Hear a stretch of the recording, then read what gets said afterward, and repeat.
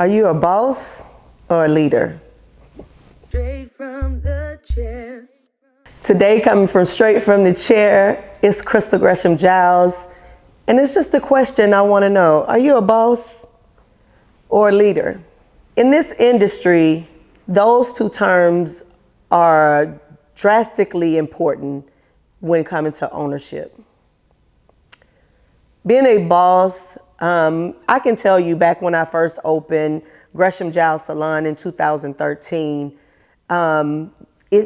you grab it, it's your baby. You want everything and everybody to do it your way. You want it to just go your way. So you have all these dreams and these goals and these different decisions you even have to make when even choosing stylists. And I remember having a whole interview session. Back then, I think I had 10 salons, 10 stations where I had to choose 10 different people. I had been doing hair maybe 15 years at that time, I think. And so you're kind of in this nervous phase, but also in this phase where you really, really want the style of your salon to be expanded or exposed by your staff. So you're really looking for some great people who has a good clientele. You really want people to have a good clientele. But you definitely want to have people that's kind of coming in, especially because I started off as commission. Yeah, that's a whole nother topic. But I started off as commission based, but ultimately I just wanted people to love it and be into this hair industry like I was. Big mistake. I was definitely the boss. And then in this industry, sometimes the female boss can become the female dog, the bitch. I'm sorry. That's just how it is. Sometimes when you're trying to give direction or orders, grown people don't like to be ordered. And so even when you try to give directions, it's not always received the way you're trying to give it. And you have to really check yourself to see if you have a whole attitude or if your delivery is wrong. Well, I realized what my problem was is that I wanted it more for them than they wanted it for themselves. And when you're in that position, you don't even look at where they are and how they've grown from just where they are. You look at, okay, I need you here. Oh, I don't even care where you're coming from. I need you here. I need you at this spot because this is the spot we're growing from. Now, when you become a leader, you kind of look at it a little different. You look at a person where they are and where they could go and where they want to go. So over the times of having a salon, it's been 11 years now, I've realized that a couple of things I took off the application is the desires of the salon, like what are those called? My work description. That's what I'm saying. Job description. Okay, so when you're working, when you're having a salon and during the application, you always have this job description. So I really decided to take that out and put more of how are we here to help you? How can we help you become a better stylist? How can we help you become a better barber or whatever industry it was that you were in? So now on the application, you'll see I'm asking more about where you are and where you want to go. What are your expectations of Gresham Giles Salon? And once I learned all of that, I can kind of guide you to what you can expect from Gresham Giles Salon. Because I notice if you come at people a lot of times with all of your expectations, then it's like they have to live up to this and become something they're not. But once I learn who they were, then I can address them on that level and see if they will still be a good fit for Gresham Giles Salon. Y'all understand that? Does that make kind of sense?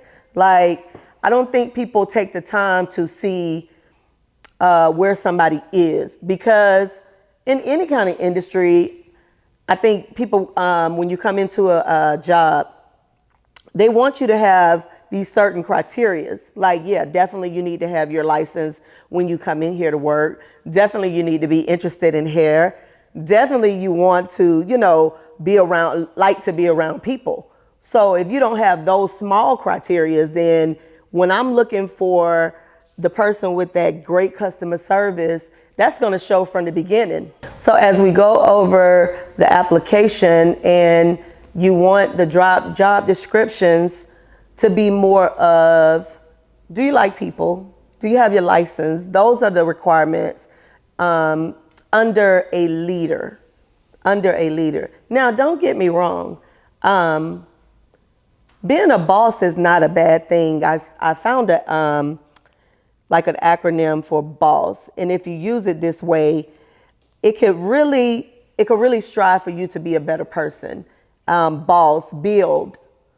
So if you're building, that means you're focusing on the foundation of your business. Like, let's take this negative connotation from boss and make it into something positive. We're going to start with the first B. B is building. We're building the foundation. You're building the foundation of your business. I get it a lot of time when people walk into this salon, they always say the same thing. It feels so welcoming. Well, it feels welcoming because there's somebody who set that foundation who's very welcoming. If you're not a people person, and I've seen it, and I worked at shops that people were like, I'm not speaking to everybody when I walk in my business, then what you think the rest of the staff is going to do? Everybody going to have an attitude when they walk in. People will notice when they walk into Gresham Giles Salon in Studio 6, almost every employee stops and gives somebody even dap or a hug. That's just how we greet each other. When they leaving out, they come by, we give a hug or dap, and they out. But that's the energy that's spread around here. I'm not saying everybody got a hug. I'm not saying every single barber around here hugs or every single stylist hugs, but the energy still flows that when they become a part of the team, that energy is so magnetic that it just catches on. So that comes from the build of the word boss. Own. The O is own. Ownership. Take ownership of your business. Ownership means you are responsible for everything that goes on in your business, even when you don't want to. Yes, I have someone that comes and cleans, right? But as stylists, I actually have them, if you're going to use the dryers, make sure you clean them out. If you're going to use the shampoo bowl, make sure you clean them out. Those are daily things that are expected. I take ownership when one breaks down, one shampoo bowl doesn't work. That's ownership. When it happens, I have to jump into it. I've been in that space with the AC going out. I mean, yeah, the AC went out in this building. And another part of ownership, we're going to have that second episode of being the boss. How much does it cost? That's a whole nother episode. And with that, I found out during this AC thing that in my contract, I'm responsible for the AC. Yeah. So what did we have to do? We had to run out and get fans. We had to make it happen. I had to take ownership. I had to figure out how I was going to come up with those extra funds to get the AC fixed because I couldn't let people not work with AC. But anyway, that's taking ownership. That's the O in boss, ownership. 3, the first S is strategize. Strategize. Make clear thoughts to your staff on where you're trying to go. That's why when I said earlier about the application, how can Gresham Giles help you? Well, when I take it and I strategize with you, we're going to be on the same page. Or I'm going to check in with you and see if you're on the same page. Are you coming in on time? These are my strategies to have an experience for your client when they come in. Are you coming in on time? Are you dressed properly? Do you look like you're ready to come to work? Are Are you using the great products? Because we're a booth rental salon now. I'm not here to tell you what you can and can't use. I will highly suggest, but once you see the results of what I do to my clients, people automatically pick that up. Why? Because the energy in here is magnetized. The last S, sustain. Sustaining a successful and stable business. You all, the most interesting part about opening and owning a business is consistency. The consistency of you being on time. That's like a lot of businesses. I don't know if y'all been to like some barbecue places, I'm not naming no names, but or different places and you never know when they're open, or the salon or the barbershop. I'm gonna go up here and check and see if they open. That's something you cannot have in a business. In the business, you wanna have the consistency in your hours. You're gonna say that you're open when you're open. Not I'm 20 minutes late, not I'm around the corner, not hey, I'm not ready yet. We want consistency with what your door hours have. We have hours on our front door. Consistency. Other thing is an experience, sustaining experience, consistent of an experience from 2013 to now. I can guarantee you people will say it feels the same energy that it has always felt. Because we keep the same energy going. We're cleaning up. It's not a mess. It's not a salon and barbershop where people sit around and it's just a bunch of hoopla. No, you get an appointment, you get in for your appointment time, and you get out. That's sustaining a successful business. And ultimately, you want to make sure that the client's marketing. You want to do more marketing so that you can get clients to ultimately pay the bill. That's how you sustain the successful business, because you got to pay the bill. And once again, we'll get into that when it's a cost to be the boss. All right, now we're just gonna switch into the characteristics of even a boss and a leader. And the first one with being boss, a boss is more task oriented. Remember I was saying the things that we took out our application as far as tasking and your job description. Bosses want to tell you what to do, when to do it, and how to do it. Another example of a boss is micromanaging. That's why sometimes bossy in this industry can be taken so negative, because we're not people who like to be micromanaged. We're already creative minds, and to micromanage someone whose mind is already running from place to place, it's not going to be a good scene. So taking micromanaging as a characteristic of being a boss. Also, usually bosses have a lack of connection. They don't connect well with their staff. It's more of a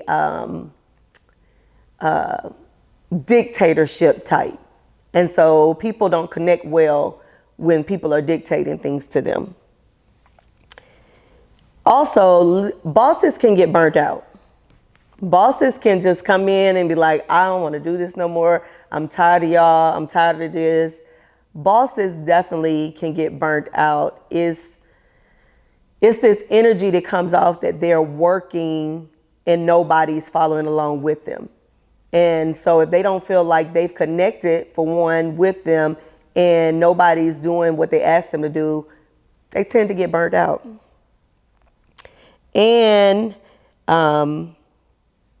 bosses miss long-term growth and development. And what I mean by that is, when you're a boss, you always looking like you never can learn, or you never take that moment to say, hey, show me from a subordinate, from somebody who works under you. And I'm using that thinking about a lot of my clients who are in the corporate world.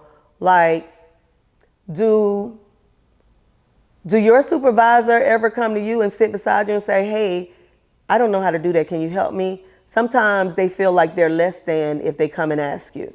So those are just some of the characteristics of a boss. And I want you to look at yourself and say, do I fit any of those characteristics? I know I had to look in the mirror and revamp myself.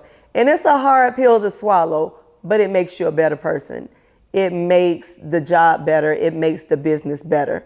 Yes, so now we're going to go with the characteristics of a leader.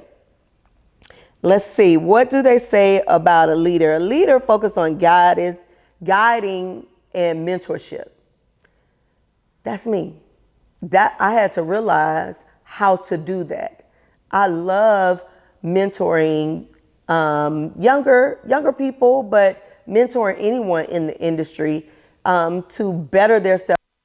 And the other thing is, y'all, I love being mentored too. I love having a mentor because I'm never in a place where I can't grow. So I feel like if I'm receiving it, then I have to deliver it to someone else too. As I grab it, I like to deliver it and pass it on. So I think one of the great characteristics of a leader is a giver also. That doesn't say it on my list, but I'm adding that. Great leadership comes from givers. Givers love to see other people happy and excited. And so when you're in a leadership position, I love seeing when someone on the staff has, passed a mark for that week that they made money, when they've done an outstanding hairdo or haircut and they're extremely excited about it, especially when they take a picture and they post it and you can see what I call the plastic surgery from the haircut. Yes, that's a whole nother episode too. Y'all join in on that one, is how much does barbers really deserve to make. But just that, I love to see when they get excited about their growth. That gives me joy. And so that's what a leader should always have, is joy when they see the success in others. Another characteristic in leadership is loyalty and trust. When you are a leader, and I think sometimes we can become too loyal to the business because we want everybody to succeed. So we kind of like, I got your back, I got this. Just be loyal to the business side. You cannot go deep into their personal. I learned that the very hard way, being right here. I learned that the hard way, being right here. Like, I love my new assistant so much, but I have to fight because I don't want to get into the personal life of her, because I did that before. And when you get into the personal life, people tend to use that against your loyalty because they know that you're loyal to them. They know that they can trust you with so much, and they tend to kind of use that against you. And so all their personal problems then sit in your lap and become your problems. And now you're trying to navigate and be sensitive and empathize. And then when you don't empathize and find sympathy, then you become the bitch. So there's a thin line between that loyalty and trust, but leaders are definitely, they're very trustworthy and they're very loyal. Let's see. And being a leader, you tend to be able to learn a lot from them also. I think I just said that. Cut that out. Sorry.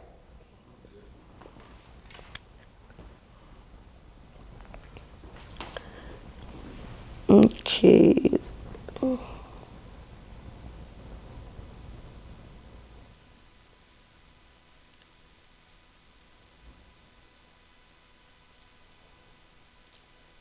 Okay, so now that you see yourself, now that you know the characteristics between a boss and a leader, I want you to look at yourself in the mirror and really jot down some things about on the boss line.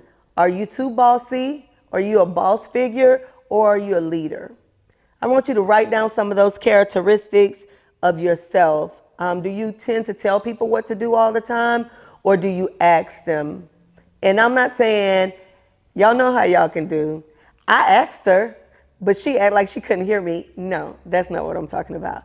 Asking in a way, hey, do you have time? Or hey, would you like for me to show you something? Or give them the opportunity. What is it that I can assist you with? Hey, do you need me for something? That kind of way. You have to communicate in that way for you to be able to get a response from your subordinate. Also, after you look yourself in the mirror, and after you look yourself in the mirror and write down the different characteristics, I want you to say, okay, if you find yourself a little bit on the bossy side, let's go into how do you transition from being bossy to being a leader. Y'all ready? To being bossy, from being a boss to being a leader. That is one, communication. Open up the lines of communication. Give them that opportunity to ask. I love how my assistant asks questions all the time. Anything that I'm doing, she asks questions. Now, I tend to have to tell her, don't ask them out loud in front of the client, because what she might be seeing, I have to direct her into seeing what a stylist sees or why we did it that way. But sometimes if she acts out loud, she'll make the client nervous. So we had to go over that. But her asking me allows this communication with us to just flourish. It makes me feel like I'm really giving back and really helping somebody go to the next level. So if I when she's asking me about a haircut, why are your hands angled at that angle? I love that. As I'm cutting, I can demonstrate to her what I'm doing. So that line of communication, she knows she has that with me. She knows I'm an open book when it comes to the industry. And so as a leader, coming from a boss, open up a line of coming from a boss going to a leader, open up those lines of communication so that the employee or the stylist or the barber can feel like they can come to you about a lot of stuff. The other one is empowering your team. Empower people. I do this on the regular, y'all. Like, it's nothing to tell people they look nice today or something that they have on is nice today. Like, why we just can't say positive words? So the same with your team. If you see something that they're doing, oh, that haircut was nice. Now that was nice. And I'm good at saying that. Now you showed out on that press, or that. Empower people. If you see someone come in having a bad day, hey, you need some assistance with something, I'll help you get started with a shampoo. Be a team member. You're the owner. You're not doing nothing. You doing some paperwork, or maybe not. Reach out, reach your hand out, ask them, do they need some help? Sweet. Showing them that you're here to assist them. And that right there, that little bit shows them that you care, and it empowers them to continue on. Just some words of encouragement. Every time I send my assistant her check, her direct deposit, I always send a note with it. So, and it's something encouraging all the time.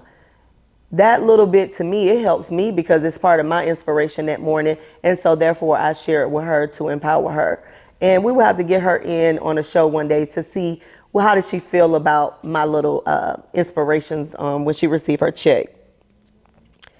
The same thing as empowering, you want to recognize your staff, post them, celebrate them. My assistant just celebrated a whole year, September the 7th. I was excited to celebrate her 1-year anniversary. I love celebrating the people. Now, if anybody knows Crystal Gresham Giles, they know she loves to celebrate. Not only herself, I like to celebrate other people. And so I don't have a problem celebrating with people or celebrating people at all. You just make sure as a leader, that's what you want to do. And when you do that, it's not a whole hoopla. You don't have to do a lot. You know, sometimes a $20 gift card to your staff is just enough. A $10 gift card. Sometimes just cookies. Have Tiff treats. Bring some warm cookies, or just have lunch delivered. Some things are just small that, as owners, these make you a great leader. These are the things that make you a great leader. So with that, we talked about the difference between being a boss and a leader. A boss tends to have a negative connotation, and a leader kind of leans into guiding the staff. In this industry, we want to take that word, like I said before, we're going to take that word boss, because I like my little hat. I don't mind being a boss, but I want those letters to mean something. So as we go over that, boss means to build, to own, strategize, and sustain. You want to build, own, strategize, and sustain. And with that, that will take you from being bossy to being a leader. And with being a leader, you will have more people in your business. As we do, we are now at a capacity of 12 people that still work here, and we made it through the pandemic with great leadership. Some may leave, some might have went away, some will stay, but it's all about an individual. And I think if you as a owner believe in doing leadership skills, believe deeply in leadership skills, you can definitely sustain a great business. And this is Crystal Gresham Giles coming straight from the chair. Last episode. This is not the last episode.